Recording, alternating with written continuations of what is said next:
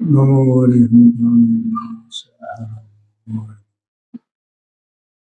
नमो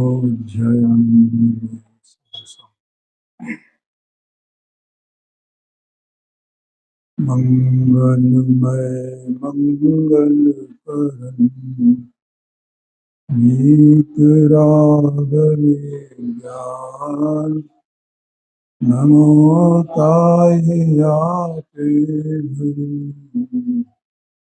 हरिहंता करे मंगल करे हो ग्रंथ कथन को पाय याते मिले समाज सब निज पद।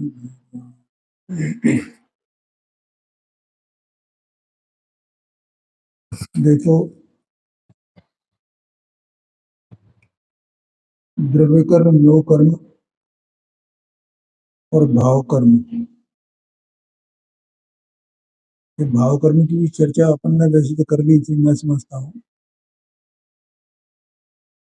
फिर भी एक बार अपन याद कर लेते हैं। बोलो चित्रपाल जी, भाव कर्म किसको कहते हैं?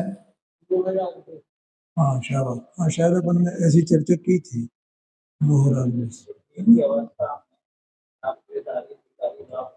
हाँ जी, हाँ जी, ठीक है।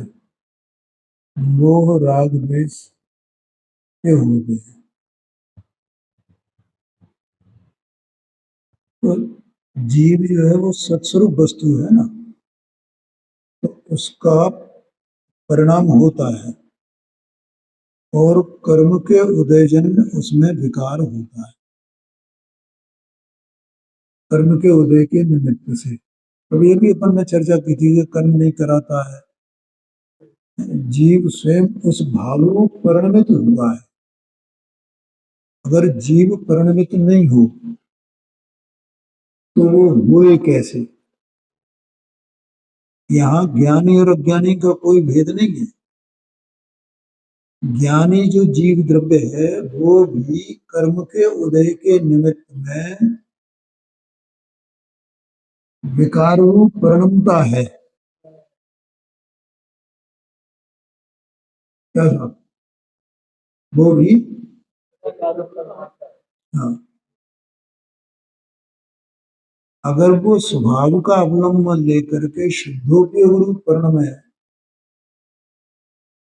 तो वो शुद्धोपयोग रूप परिणमन है उसका। लेकिन शुद्धोपयोग रूप नहीं परिणम है, वहां से पतित हुए, राग के सन्मुख हुए, विकार के सन्मुख हुए। दो ही है ना, दो स्वभाव है ना।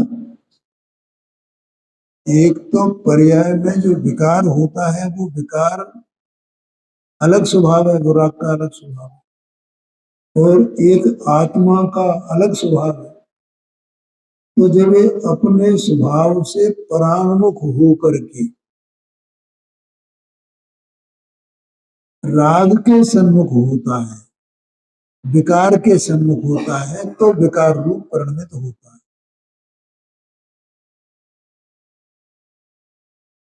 है। इसमें वो बात अलग है कि ये विकार में हूं, कि मैं विकार का करता हूं, कि मैं परद्रव्य का करता हूं, इससे कोई लेना देना नहीं है। क्योंकि ज्ञानी जीव वस्तु है, उसको भी तो ऐसा परिणाम होता है ना कि स्वभाव से छूट करके राग के सन्मुख हो, पर सन्मुख हो, देव सन्मुख हो, गुरु सन्मुख हो, शास्त्र सन्मुख हो, परद्रव्य सन्मुख हो, स्वसन्मुखता छोड़ करके, तो वो विकार रूप परिणाम होगा ना। और वो उस द्रव्य की, उस समय की, उस पर्याय की वैसी योग्यता है, उसमें कोई कुछ कर नहीं सकता है। क्या कहा? ये बहुत गंभीर बात है। क्या था? उस द्रव्य की, उस पर्याय की स्वसन्मुक्ता रूप अथवा तो परसन्मुक्ता रूप जैसी भी प्रवृत्ति होए, जैसा भी परिणाम होए, वो परिणाम उस द्रव्य का स्व कारण से हुआ है। हाँ जी, हाँ जी।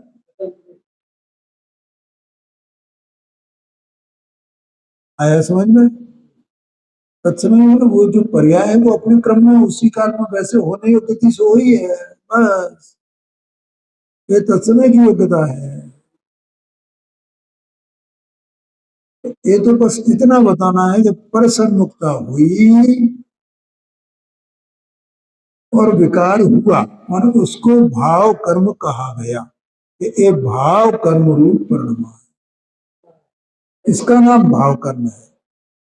अब अज्ञानी को तो भाव कर्म होता ही होता है, उसे स्वभाव सन्मुक्ता तो है ही नहीं, उसको तो परसन्मुक्ता ही है। ठीक है ना? ऐसा समझना। बोलो भैया, समझ में आया कि नहीं?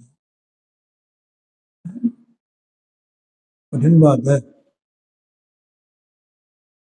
इसलिए उसको भाव कर्म कहा है। और ये भाव कर्म द्रव्य कर्म का, आश्रव का, बंध का निमित्त है। भाव कर्म, आत्मा द्रव्य कर्म का कर्ता नहीं है, उसके आश्रव का कर्ता नहीं, उसके बंध का कर्ता नहीं। ये आत्मा जब परसन्मुक्ता करके उस रूप से परिणमता है, तो ये अपने भाव का कर्ता तो होता है, उसके भाव का कर्ता नहीं होता। अपने भाव का तो कर्ता कहा जाए, क्योंकि आप ही परिणमा है। यह परिणमति सकर्ता, जो परिणमित हो वो करता है। यह परिणाम भवे तत्कर्म, और जो परिणाम हुआ वो उसका कार्य है।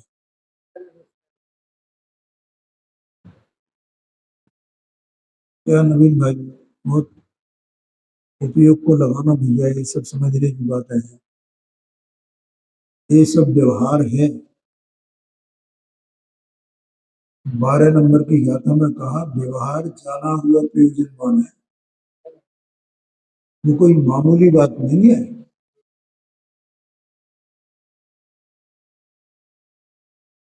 आया कि नहीं आया क्या? हाँ, व्यवहार जाना हुआ प्रयोजनवान है, तो उसको ऐसा नहीं है ये तो जाना हुआ प्रयोजनवान है, ये तो जाना हुआ प्रयोजन, इसको कोई कीमत ही नहीं है। ये वो जाना हुआ प्रयोजनवान है। अगर हम व्यवहार को नहीं जानेंगे तो निश्चय को भी नहीं जान सकते हैं। व्यवहार के जाने, हाँ जी, हाँ जी, व्यवहार को जाने बिना निश्चय को नहीं जाना जा सकता। और कोई निश्चय को जान ले तो उसके निश्चय जानने की कोई कीमत नहीं है, दो कौड़ी है, कोई मतलब का नहीं है।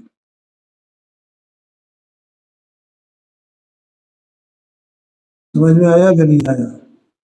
बहुत गंभीर बात है भाई। हाँ, जगत को कुछ खबर नहीं वास्तव में। हाँ जी, हाँ जी, व्यवहार को जाने नहीं। एक क्रियाकांड का नाम व्यवहार नहीं भैया, ये तो अपन ने पहले पढ़ लिया ना, याद रखना भैया है। गांधी जी, हाँ बिल्कुल। कभी इस गफलत में नहीं पड़ना है। ये क्रियाकांड है, इसका नाम व्यवहार है। ये तो बिल्कुल चित्त में से निकल जाना चाहिए। जैसे अपने गले में कफ आ जाए तो अपन क्या करते हैं? फेंक देते हैं ना। नाक में मल आ जाए तो फेंक देते हैं ना। ऐसे इन बातों को कि ये व्यवहार है, ये व्यवहार है, ये बिल्कुल निकाल देना इसको। ये तो नाक में मैल के समान है, इसको निकाल देना। यथार्थ वस्तु स्वरूप का ज्ञान करो, व्यवहार क्या है उसको समझो, ये सब व्यवहार है।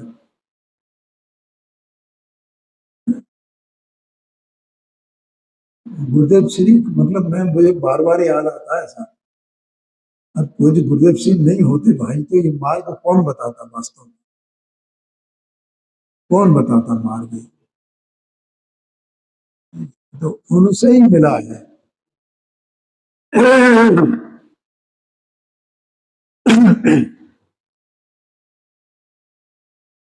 ठीक है, तो भाव कर्म का स्वरूप ऐसा जानना, और इन दोनों का, द्रव्य कर्म का और भाव कर्म का, दोनों का निमित्त निमित्त भाव है कि जब ये भाव कर्म होता है तो ये भाव कर्म जीव का स्वभाव भाव तो नहीं है ना, तो फिर ये हुआ कैसे?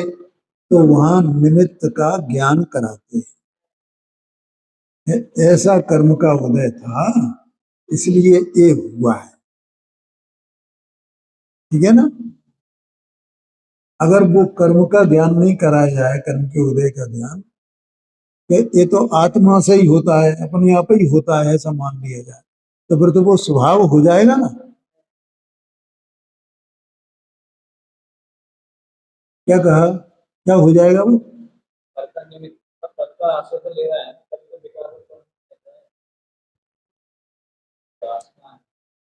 नहीं नहीं, मैंने अभी दूसरी बात कही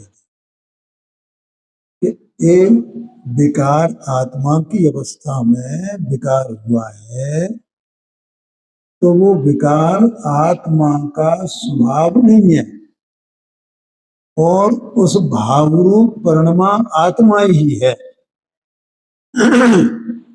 तो अब जब आत्मा का ये स्वभाव ही नहीं है, तो आत्मा इस भावरूप परिणमय क्यों? जैसे आत्मा का ज्ञान स्वभाव है, तो वो ज्ञान रूप जानने रूप परिणमय, तो कोई आपत्ति नहीं ना किसी को। लेकिन जो आत्मा का स्वभाव ही नहीं है, अगर उस भावरूप आत्मा परिणमय है, तो इसमें आपत्ति आएगी कि नहीं आएगी? ये कैसे हो गया, ये कैसे हो गया? समझ में आया ना? तो कैसे हुआ, क्या कर रहे हैं? ए वाह,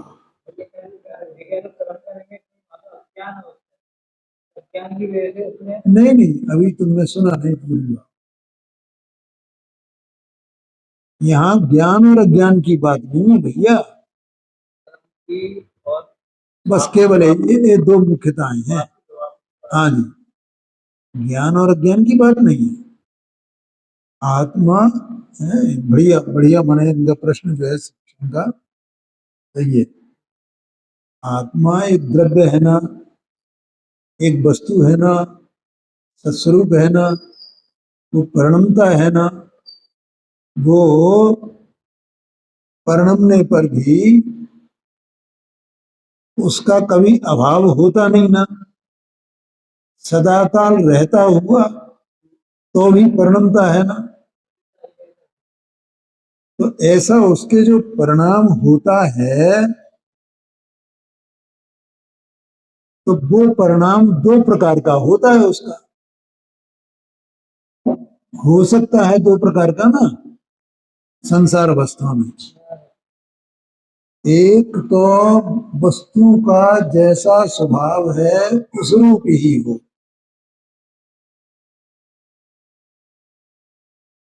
ऐसा हो, जैसे ही जैसा स्वभाव है वैसे ही परिणाम है। और दूसरा, जैसा स्वभाव नहीं है वैसा भी परिणाम है कि नहीं है? देखो, इस लोक में, विश्व में 5 द्रव्य अरूपी हैं और एक पुद्गल रूपी है, तो 4 अरूपी द्रव्य तो ऐसे हैं कि जो उनका स्वभाव है उसी रूप परिणमते हैं, वे अन्य भाव रूप नहीं परिणमते। अकेला जीव द्रव्य ऐसा है जो अपने स्वभाव रूपी परिणाम है और जो इसका स्वभाव नहीं है उस रूपी परिणाम है। जैसे अपन जीव है ना, तो अपन जीव के भी अभी दोनों भाव चल रहे हैं, स्वभाव रूप परिणाम भी हो रहा है और जो स्वभाव नहीं है उस रूप से भी परिणाम रहा है। ये सब ये बात कैसे है? ये देखो, आत्मा का स्वभाव ज्ञान है ना, तो ज्ञान स्वभाव रूप ये परिणमता है क्या नहीं परिणमता है अभी? क्योंकि अगर ज्ञान का परिणाम नहीं होगा तो ये जानेगा कैसे? ज्ञानी हो क्या अज्ञानी हो? अज्ञानी के ज्ञान को मिथ्या ज्ञान कहा गया, ज्ञानी के ज्ञान को सम्यक ज्ञान कहा गया, लेकिन दोनों के है तो उस स्वभाव का ही परिणाम ना।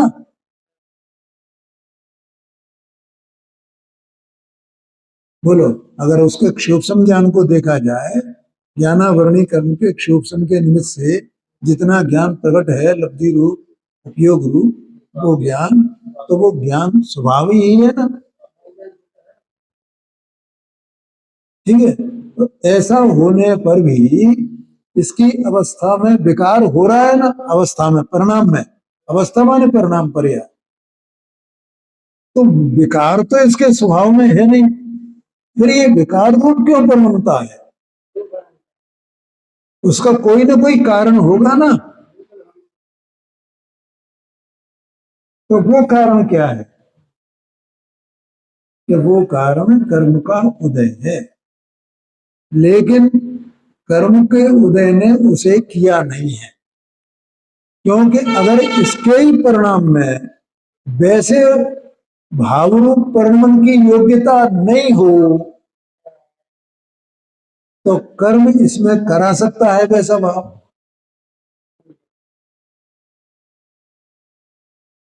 क्या कहा?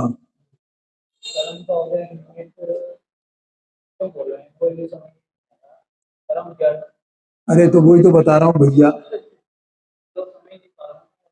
नहीं तो मैं बता तो रहा हूं वही कर्म। अज्ञान छोड़ दो, मैंने कह दिया कि अज्ञान छोड़ दो एक तरफ, अज्ञान ज्ञान की कोई बात नहीं, तो ज्ञान ही होगा तो क्या राग रूप नहीं करने लगा उसे राग नहीं होगा? मुनिराज हैं तो उन्हें शुभ भाव शुभ राग नहीं होगा?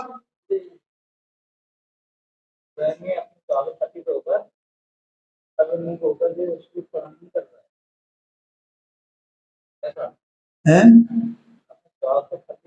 हाँ जी, हाँ जी, हाँ ये बात है। दो बातें होगी ना, देखो, निमित्त के बिना होगा नहीं और निमित्त से होगा नहीं, निमित्त का ज्ञान जरूरी है। क्यों? क्योंकि ये इसका स्वभाव ही नहीं है, तो हुआ कैसे?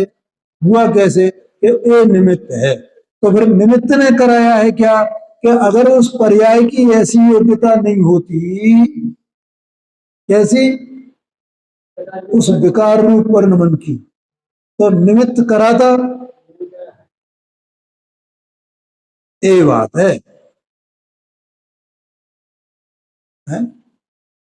दोनों बातें बराबर है? जैसे स्फटिक मणि होता है ना, तो उसमें डाक लगाई, तो डाक लगाई उसमें, तो उस डाक के रंग रूप वो स्फटिक मणि परिणत होता है ना, तो स्फटिक मणि के में उसकी पर्याय में वैसी योग्यता है ना, इसलिए परिणत होती है ना वो पर्याय, कि वो उसके डाक के कारण होती है, डाक कराती है उसे। अगर डाक कराए तो क्या होए? पत्थर पे भी होना चाहिए, पत्थर को भी रख दें लकड़ी को भी रख दें तो सब लाल लाल हो जाना चाहिए, अगर लाल डाक है तो ऐसा होता है क्या? इसका मतलब क्या हुआ कि स्फटिक मणि की पर्याय में ऐसी योग्यता है कि वो उसका निमित्त पा करके उसके रंग रूप परिणम है। ऐसे ही आत्मा की अवस्था में ऐसी योग्यता है, पर्याय में ऐसी योग्यता है कि वो पर्याय पर्याय मात्र है, क्योंकि वस्तु में वो प्रवेश नहीं करता है और पर्याय एक समय की होती है, एक समय में पलट जाए वो। जैसे परान्मुख पर्याय है और परान्मुख पर्याय की परान्मुख पर्याय का व्यय हो जाए और दूसरी पर्याय स्वोन्मुख हो जाए तो फिर वो वहां रहेगा, वो राग भाव वहां नहीं रहेगा। इसलिए वो द्रव्य तो वैसा का वैसा ही है ना, पर्याय परान्मुख हो तो भी द्रव्य वैसा ही है और पर्याय सोन्मुख हो तो भी द्रव्य वैसा ही है। इसका मतलब पर्याय की ही योग्यता है कि वो पर्याय उस विकार में परिणमन करे। द्रव्य में कुछ नहीं हुआ है और पर्याय एक समय की है, एक समय में पलटने ही वाली है नियम से। ये सब भैया व्यवहार की बातें हैं, ये पूरा व्यवहार जाना हुआ प्रयोजनमान है। इस व्यवहार को जाने बिना सम्यक दर्शन नहीं होगा किसी भी जीव को। ऐसा आया कि नहीं आया कि नहीं? देखो, जिसने ये व्यवहार नहीं जाना और व्यवहार के ज्ञान पूर्वक निश्चय को नहीं जाना, व्यवहार के ज्ञान पूर्वक सीधा निश्चय का ज्ञान कभी किसी को तीन काल में नहीं हो सकता है। ठीक है, और ये क्रियाकांड को व्यवहार समझना नहीं, उसको दिमाग में से बिल्कुल निकाल के फेंक देना तो ये व्यवहार है। ये तो पहले अपन चर्चा कर चुके हैं भैया। अगर अपने को सम्यक स्वरूप वस्तु स्वरूप समझना है और इस भव से निकलना है तो अपनी समझ भी सच्ची करनी होगी। तो क्या बोला मैंने, पर्याय में होता है, स्वभाव में नहीं होता है। पर्याय एक समय की है, पलटने वाली है। ये मंत्र तो सब कुछ गुरुदेव सिंह ने दिए है। जिनवाणी ने लिखा तो सब कुछ होगा,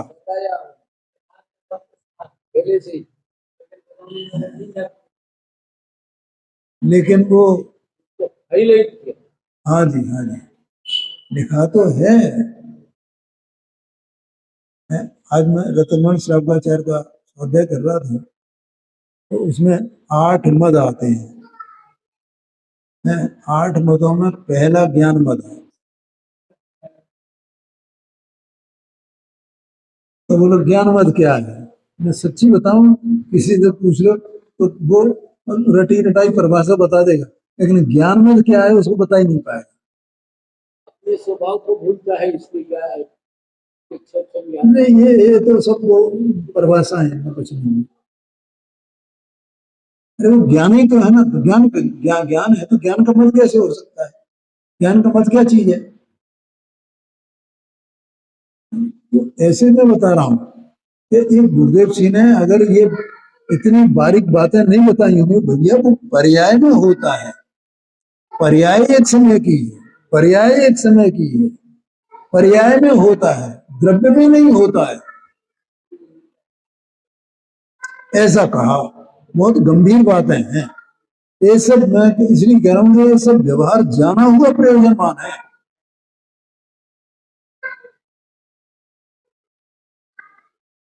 आया समझ में? व्यवहार जाना हुआ प्रयोजनमान मान वो बहुत प्रयोजनमान चीज है वो।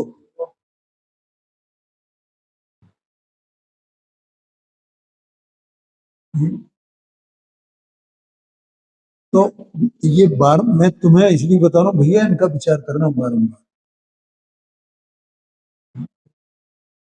एक पर्याय एक समय की होती है, पर्याय एक समय, ये क्यों कहा जा रहा है? कुछ बातें ऐसी हैं तो केवल कही जा सकती हैं, लेकिन वो कहने से भी समझ में नहीं आएंगे, अपने से अपन अभ्यास करेंगे तो समझ में आए ये क्यों कहा जा रहा है, बार बार क्यों कहा जा रहा है। थोड़ा थोड़ा इधर को आ जाओ, मुझे गर्दन बहुत घुमानी पड़ेगी उधर को।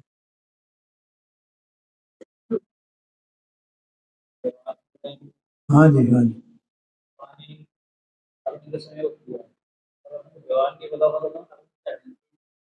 हाँ जी, हाँ जी। ठीक है। वो पर्याय मात्र में विकार होता है, द्रव्य में विकार नहीं होता। पर्याय एक समय की है, क्योंकि वो अनित्य है पर्याय, ये बता रहे हैं। तो ये इस प्रकार से पर्याय जो होती है, उस पर्याय में विकार होता है, उसको भाव कर्म कहा जाता है। निमित्त से होता नहीं है, निमित्त के बिना होता नहीं है। और निमित्त का ऐसा स्वरूप तो सर्वत्र है, सर्वत्र हर समय है, हर बात में है कि निमित्त से होता नहीं है, निमित्त बिना होता नहीं। ये तो सब समझने की बात है। ठीक है, तो इस प्रकार से अपन ने भाव कर्म की चर्चा की। मतलब उस दिन जो बात हुई थी, चर्चा हुई थी, थोड़ा और आज और एक बार वो हो गई और थोड़ा और विशेष उसमें आ गया, ये समझना। ठीक है। अब अगली चर्चा जो है लेश्या पर।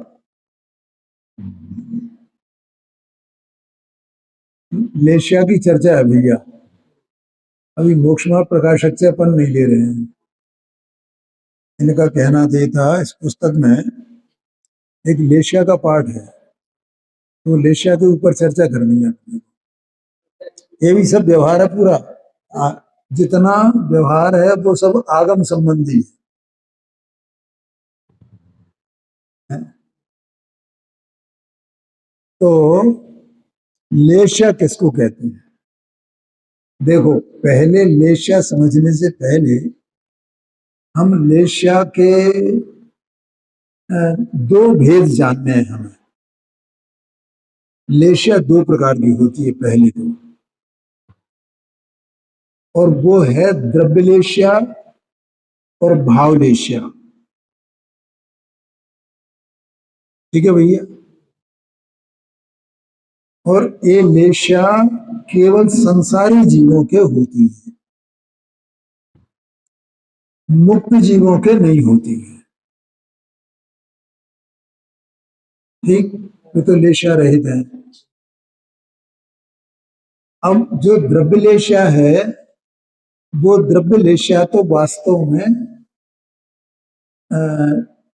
शरीर जो होता है ना, तो जो नामकरण की प्रकृतियां है ना, उसमें एक लेश्य नाम की प्रकृति है। उसके उदय से शरीर का जो वर्ण होता है, रंग होता है, उसको लेश्य कहा जाता है। और वे वर्ण 6 प्रकार के कहे गए हैं। तो शरीर भी 6 प्रकार के रंगों के होते हैं, और फिर लेश्याओं के भेद बहुत हैं। तो उस प्रकार से वो वर्णों के भी उसमें अंतर दिखाई देते हैं। तो कौन से? कृष्ण, नील, कापोत और पीत भी कहते हैं, और तेज भी कहते हैं उसे। जी, हाँ, पीत को तेज भी कहते हैं, तेजोलेशिया, इस प्रकार से भी कहा जाता है। तो तेज लेशिया में जैसे कृष्ण में तो काला होगा, जैसे नारकी होते हैं, तो उनके शरीर का रंग काला होता है सबका। तो वो कृष्ण लेशिया वाले हैं, शरीर के द्रव्य लेशिया वाले। ठीक है। और कोई जीव ऐसे होते हैं जो बिल्कुल सोने के रंग वाला जिनका शरीर होता है, वो तेजोलेशिया वाले हैं, द्रव्यलेशिया। किसी का शरीर की आभा जो है वो कमल जैसी होती है, तो वो पद्मलेशिया कहलाती है। ठीक है। और किसी की शंख के समान, शंख होता है ना, शंख के समान वर्ण वाला किसी का शरीर होता है, तो वो जो है वो उसका शुक्ल लेशिया वाला है। ऐसा एक द्रव्य लेशिया कही जाती है। पीत, पद्म, वो कृष्ण नील, तो नीले रंग के भी शरीर होते हैं। कृष्ण नील और कापोत है। हाँ स्लेटी। कापोत माना होता है कबूतर, तो कबूतर के रंग का, इस तरह से वो होता है। तो ये तो इसमें तो कोई विशेष है नहीं। अब इसके आगे है भावलेशा। तो भावलेशा की जो परिभाषा आती है वो इस प्रकार से आती है कि कसाय के निमित्त से अनुरंजित योग की प्रवृत्ति, उसका नाम वेश्या है। अब देखो क्या हुआ, इस एक परिभाषा में तीन टर्म आई हैं। क्या क्या? कसाय, योग और लेश्या। कसाय अलग चीज है, योग अलग चीज है।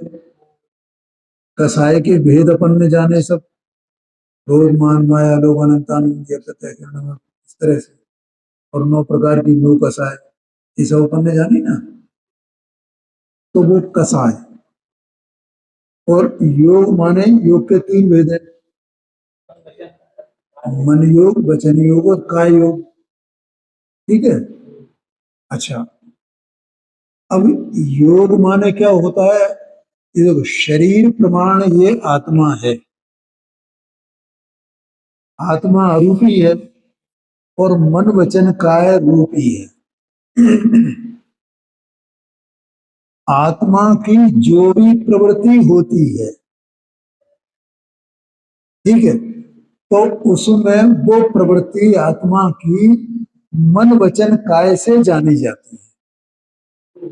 मन वचन काय की प्रवृत्ति से आत्मा की प्रवृत्ति जानी जाती है। ठीक है।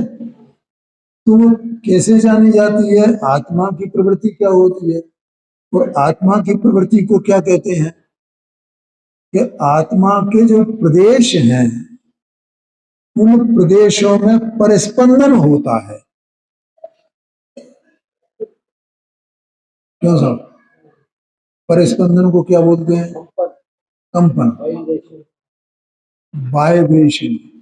अंग्रेजी में उसे वाइब्रेशन बोलते हैं, हिंदी में उसे कंपन बोलते हैं, परिस्पंदन बोलते हैं। ठीक है। तो अब चूंकि ये शरीर और आत्मा, ये मैंने पहले ही बता दिया कि किस तरह से ये आपस में एक दूसरे के साथ में हैं। जैसे उदाहरण दिया जाता है ना, जल पय जो जियतन मेला। जीव और शरीर दोनों कैसे मिले हुए हैं? जैसे जल और दूध है। तो आप उसमें जो है, जैसे हवा चली, अब दूध रखा हुआ है, तो हवा से दूध में लहर आई, तो जहां भी कुछ भी जरा सी भी लहर होगी, या और भी कुछ होगा, मान लो एक बूंद किसी चीज की उसमें गिरी, तो पानी के और दूध के दोनों के परमाणु एक साथ उनमें कंपन होएगा ना। आगे समझ में?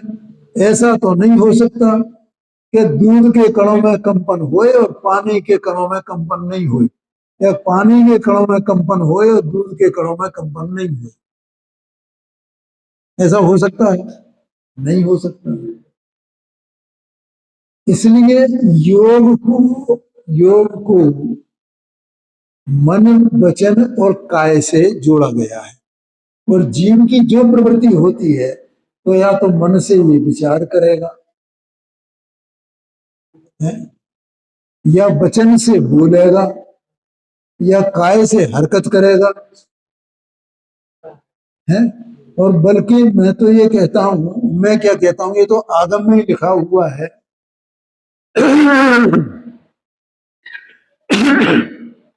देखो, आगम में बड़ी जोरदार जोरदार बातें हैं कि एक मन योग, वचन योग, काय योग, ये तीनों एक साथ भी होते हैं और तीनों अलग अलग भी होते हैं।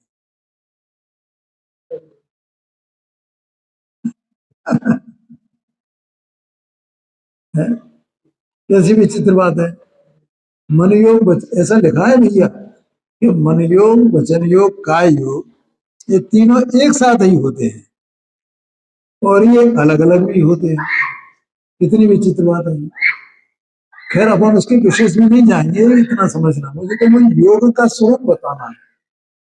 तो जहां योग है तो वो जो योग की प्रवृत्ति होती है तो संसारी जीवों के बिना कसाई के नहीं होगी। देखो कसाय का भी ज्ञान कराया और योग का भी ज्ञान कराया, ठीक है।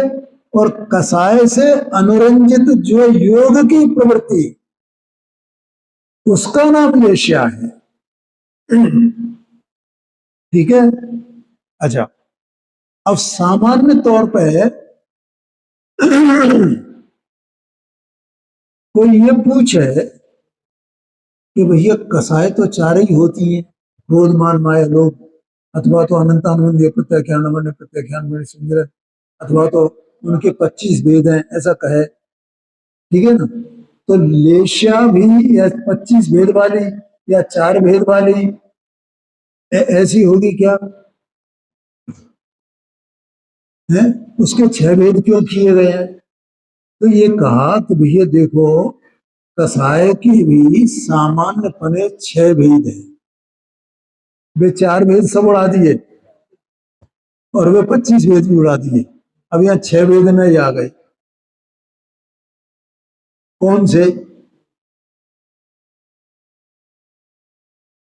तीव्रतम, तीव्रतर, तीव्र, मंद, मंदतर, मंदतम। 6 भेद हो गए ना कसाय के। तो वो 6 भेद जो कसाय के हुए हैं उन्हीं के आश्रय से योग को उसमें साथ में मिला दें तो वो 6 भेद लेशा के कहे जाते।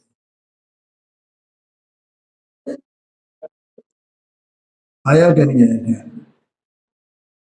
और ये जीव निरंतर, ऐसा उसमें लेशा, लेशा ऐसा शब्द कैसे आया? तो उसकी विवेचना की आगम में कि ये जीव अपने को जिन परिणामों से लेपता है इसलिए उन परिणामों को लेश्या कहा जाता है। लेपता होने से, लेप दिया ना इसने अपने को, पूरे को लेप दिया, ठीक है। तो इसी आधार पर वो 6 प्रकार की लेश्याएं हो गई है। तो जो तीव्रतम कसाय है उससे अनुरंजित जो योग की प्रवृत्ति है, देखो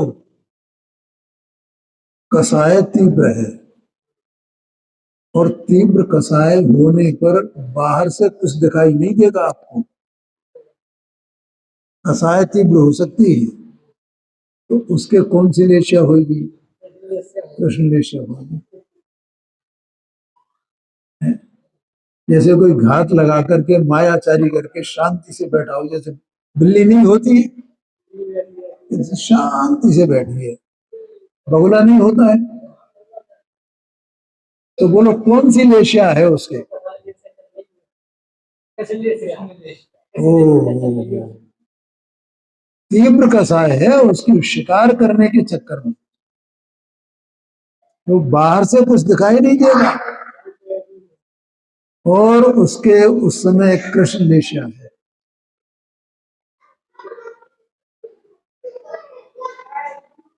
आया कि नहीं आया ख्याल में? तो उससे बाहर से उसका कोई संबंध नहीं मिल जाए ऐसा समझना है। ये तो अंदर की बात है। कृष्ण लेशिया, दूसरा उसके बाद नील लेशिया मैंने तीव्रतर कसाय, और उसके बाद तीव्र कसाय तो कापोद लेशिया, फिर मंद कसाय, ये ऊपर से नीचे उतरे ना वापस, फिर मंद कसाय तो वो पीत लेशिया, और उससे मंदतर तो वो पद्मलेशा, और उससे भी नीचे आए तो वो शुक्ल लेशा। और उसमें योगों की जो प्रवृत्ति है, योगों की प्रवृत्ति माने कसाय को अपन अलग कर दें थोड़ी देर के लिए, तो योगों की प्रवृत्ति है। तो जैसा वो कृष्ण लेशा में योगों की प्रवृत्ति ज्यादा दिखाई नहीं देगी और शुक्ल लेशा में ज्यादा दिखाई दे सकती है, ऐसा भी हो सकता है। आया कि नहीं आएगा? तो उसकी योगों की प्रवृत्ति से उसका कोई संबंध नहीं है, इसलिए उसको कसाय से जोड़ा गया है। तो कसाय से अनुरंजित, यो नहीं कहा कि योग से अनुरंजित कसाय, कसाय से अनुरंजित योग की प्रवृत्ति, उसका नाम लेशा है। तो ऐसे ही इस जीव को जो है वो किसी न किसी कोई न कोई लेशा बनी रहती है, और उस लेशा से ये अपने को लेपता रहता है। और ये अपने को लेपता है, इसका मतलब वो ज्ञानावरणादिक 8 कर्मों से अपने को लेपता है। ये समझना, ऐसा स्वरूप है लेशा का। भैया समझ में आया ना?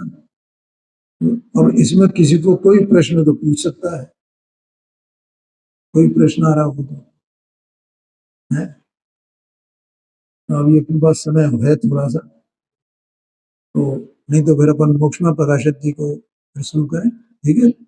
उनका आग्रह था वो लेशा को समझाओ।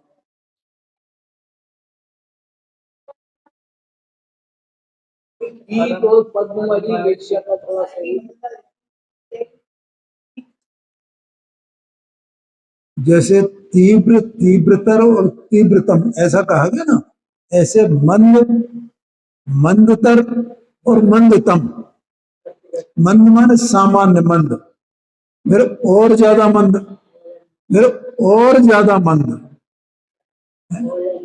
जैसे जो अभव्य द्रव्यलिंगी जो होता है, जो 9वें ग्रेवियक तक पहुंचता है व्रतश्री संयम करके, तो उसकी कौन सी लेशा होगी भैया? तो शुक्ल लेशा होगी उसकी।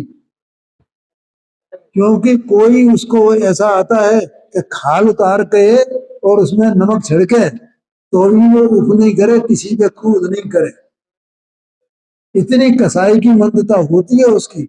मंदतम कसाय है उसका, उससे अध्यात्म से कोई लेना देना नहीं है भैया।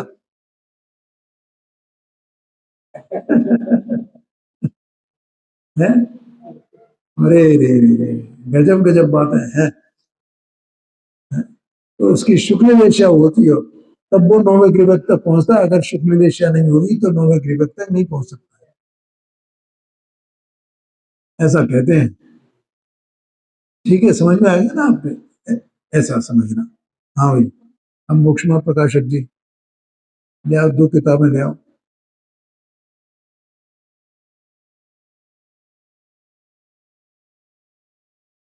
सम्यक सन्मुख मिथ्या दृष्टि का प्रकरण चल रहा है।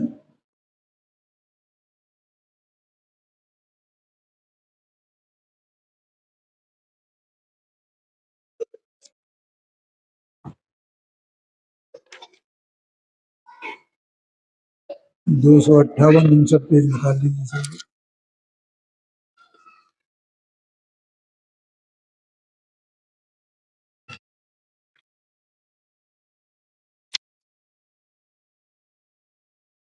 देखो कहां तक पहुंच गए अपन इसमें।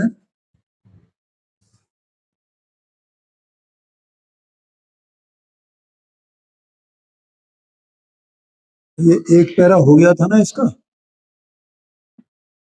नाम सीख लेना, लक्षण जान लेना। ये भैया नवीन भाई, ये सब याद कर लेना कम से कम 2-3 बार पढ़ पढ़ करके।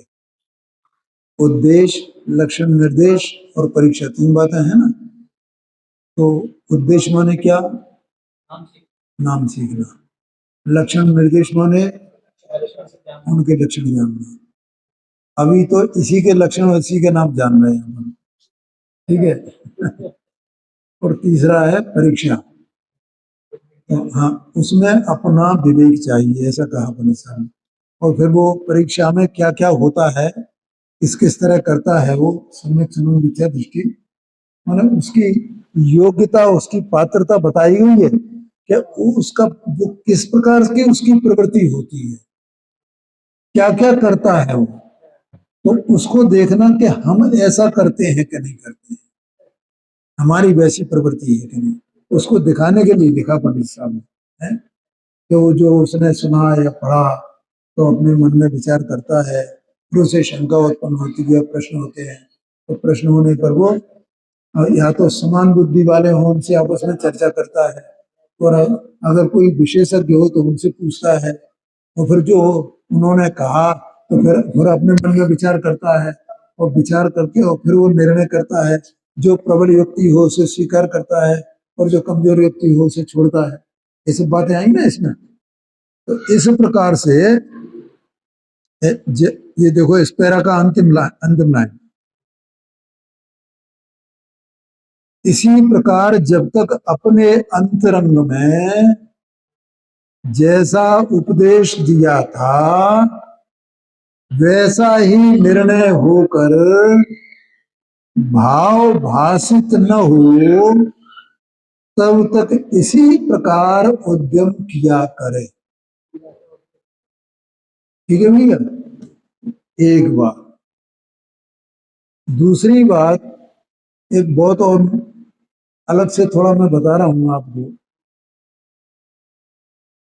हम कहीं भी कोई भी किसी भी व्यक्ति के व्याख्यान सुने, हमें अगर आगम का ज्ञान नहीं होगा और इस बात का वो अपने पास वो भी होना चाहिए, मैंने इतनी बुद्धि कि ये व्यक्ति आगम से बात कर रहा है कि बिना आगम के कर रहा है। आया कि नहीं आया ख्याल में? क्योंकि बिना आगम के बातें करने वाले बहुत हैं जगत में, बहुत हैं बाहर से महात्मा सब बन गए और बिना आगम के धुनने लगे हैं कुछ भी। आगम को छोड़ दिया एक तरफ, और हम मान लेते हैं तो बाबा वाक्य प्रमाण, कि बाबा जी जो कहते हैं वही प्रमाण है, हमें आगम का ज्ञान ही नहीं है। तो भैया अपना हित चाहते हो तो पहले आगम का ज्ञान होना चाहिए। और ये आगम से बोल रहा है या बिना आगम के बोल रहा है, जो बिना आगम के बोलता है वो वास्तव में उसकी बात सुनना ही नहीं चाहिए। मैं तो कहूँ आगम के बिना आगम के आगम, नहीं तो अपना बहुत नुकसान हो जाएगा। आज यही हो रहा है, कोई आगम का आधार लेकर के वो बात ही नहीं करता है? और बस अपनी दूसरों पे आरोप लगाते रहते हैं, आक्षेप लगाते रहते हैं, ये ऐसा करते हैं, ये ऐसा करते हैं, ये फलाना इनको नहीं मानते, ये उनको नहीं मानते। भाई तुम उनका स्वरूप तो बताओ कि इनको नहीं मानते हैं, क्यों नहीं मानते हैं? ये बताओ तो सही, प्रमाण तो दो कि ये नहीं मानते हैं। क्या बदल साहब? स्वरूप नहीं बताते हैं और आरोप लगाते। हाँ, तो वो बिना आगम के आधार के बात करते हैं, जितने बातें करते हैं। कोई कहता है मिथ्यात्व जो है वो उससे बंद ही नहीं होता है, कसाय से बंद होता है। तो ये इसमें कोई आगम का आधार है कि नहीं है, ये बात है। तो इसलिए अपने को ये जो अभी मैंने बताया ना, इसमें दो बात फिर आ जाती है। कौन सी? कि व्यवहार जाना हुआ प्रयोजन माने। आगम का ज्ञान होना माने व्यवहार का ज्ञान होना, और जो जिसे व्यवहार का ज्ञान होगा वो कभी चूकेगा नहीं, ये समझ लो। तो जैसा उपदेश दिया था यहाँ, अब मुझे ये बात क्यों ख्याल में आई, उपदेश दिया था तो उपदेश आगम के आधार से होगा ना। ऐसा नहीं है कि मैं कोई बेस बना लूं और मैं उपदेश दूं और बस वो, तो फिर तो ये सब उपदेश दे रहे हैं ना भाई। उनके उपदेश में क्या अंतर है? क्या था? प्रामाणिकता चाहिए। एक श्वेतांबर के साधु वे भी उपदेश दे रहे हैं, ये समझ लेना। कहीं भी अपन टीवी पे भी सुना है आजकल बहुत, तो वो चल रहा है सब। जैसे देखो वो उसे वो टीवी प्यारा हो गया, वो उसे लगता है कि मेरा भी फोटो सब लोग देखें और मैं भी प्रवचनकार हूँ, ऐसा पता लगा। तो उनके देखना जरा, कोई आदम आदम का कितने ऐसे हैं जो आदम के आधार से बात कर रहे हैं। तो मैं इसलिए ज्ञान करा क्यों भैया, देखो ये अपने हित की बात है। ये मैं ये बोलता हूँ ना, या तो करो या मरो, है, या तो तुम भेद विज्ञान करो और नहीं तो अनंत संसार में मरो। क्या बोलूं तुम, दोनों में से एक बात है, ये स्थिति है। ये नारा तो दिया था गांधी जी ने, करो या मरो, सुनता तो नहीं है। और हम ये दूसरों के भरोसे रहे ना, बिना आगम के बातें करने वाले, तो हम मतलब डूबने वाले हैं बिल्कुल। हाँ, बिल्कुल बिल्कुल, हम किसी पर भी विश्वास नहीं करते हैं। हाँ, बिल्कुल। तो क्या करो साहब, ऐसे ऐसे यही हालत है। तो जैसा उपदेश दिया था, ये उपदेश है ये। और इसलिए पंडित साहब ने इसके आगे आठवां आठवां अधिकार लिखा ना, आठवां अधिकार, तो उसका नाम ही दिया उन्होंने टाइटल, उपदेश का स्वरूप। ये टाइटल दिया उन्होंने आठवें अधिकार का, उपदेश का स्वरूप। इसका मतलब आगम से बात कर रहे हैं कि आगम में चार अनुयोग हैं, और चार अनुयोग में उपदेश का स्वरूप क्या है वो बताना है उन्हें। तो आगम से बात होनी चाहिए। जैसा उपदेश दिया था वैसा ही निर्णय होकर, जब तक भाव भाषित न हो, भाव भाषित का अर्थ समझ गए? बोलो। हाँ जी, हाँ हाँ, मैंने बताया था, अब मैं एक बार और बताऊंगा आपको, फिर आपको याद आ जाए। ऐसा है वैसा ही। हाँ, ठीक है, अब मैं बताता, कोई बात नहीं, आप सब लोगों को मालूम है। हाँ, मैं बता दूंगा, कोई बात नहीं। देखो, दो चीजें हैं, एक शब्द और एक भाव। उपदेश तो शब्दों से दिया जाएगा, और शब्द से बताया गया जो भाव है, वो भाव हमारे जानने में आना चाहिए, शब्द नहीं। शब्द जिस भाव को बता रहा है, भाव माने पदार्थ, भाव माने वस्तु, आया कि नहीं आया ख्याल में? तो उसको वो शब्द बताएगा ना, शब्द तो वाचक है। तो हमने शब्द जान लिया तो भाव भाषण हो गया क्या? कि नहीं हुआ। वो शब्द जिस भाव को, जिस पदार्थ को बताना चाहता है, दिखाना चाहता है, वो पदार्थ हमारे ज्ञान में, जानने में आना चाहिए, है? हाँ जी, हाँ जी, हाँ जी, ठीक है। जैसे मैंने एक शब्द बोला, घड़ा, एक शब्द बोला, तो वो एक घड़ा एक वस्तु है कि नहीं है? तो हमें वो घड़ा एकदम अपने ज्ञान में देखा क्या नहीं देखा है? तो इसका मतलब है हमें उसका भाव भाषण हो गया।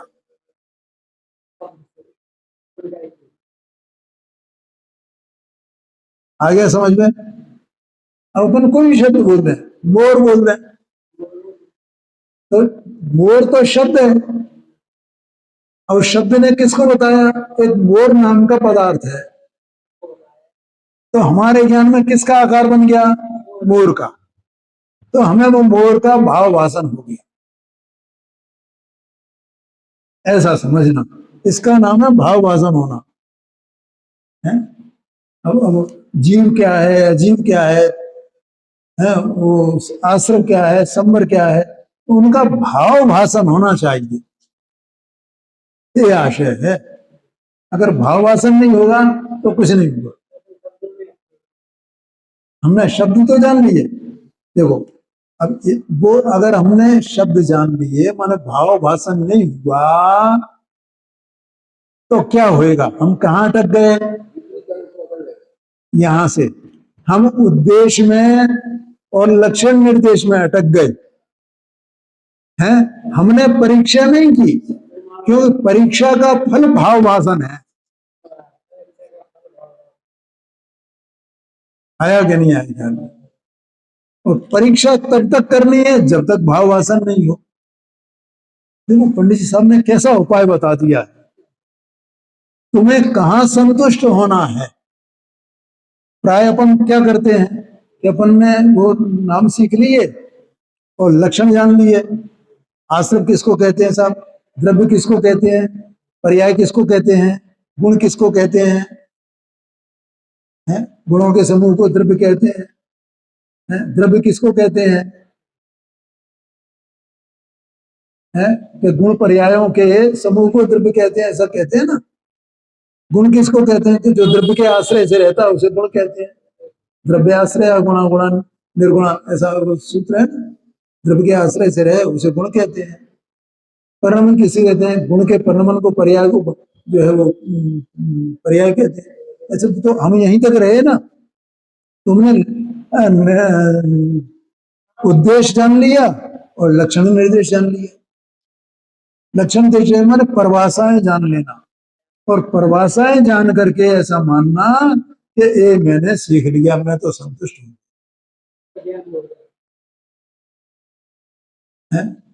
जब तक हम परीक्षा नहीं करेंगे, तो परीक्षा कब तक चलनी चाहिए? कि जब तक भाव भाषण नहीं हो तब तक परीक्षा चलनी चाहिए। ये बात है। अब समझ में आया कि नहीं आया? अब देखो यहाँ एक प्रश्न है, बस इस प्रश्न को पढ़ करके अपन समाप्त करते हैं।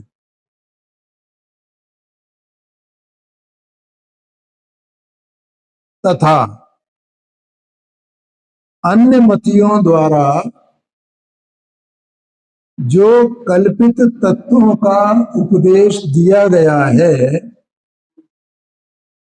उससे जैन उपदेश अन्यथा भाषित हो व संदेह हो, तब भी पूर्वोक्त प्रकार से उद्यम करें। देखो ये दो लोगों के बारे में है भैया। एक ही वाक्य पढ़ाया अपन ने और इसको ही समाप्त करेंगे, बस आगे नहीं पढ़ेंगे। क्या लिखा है यहां पर? अन्य मतियों द्वारा जो तत्वों का उपदेश दिया गया है। हाँ जी, हाँ जी।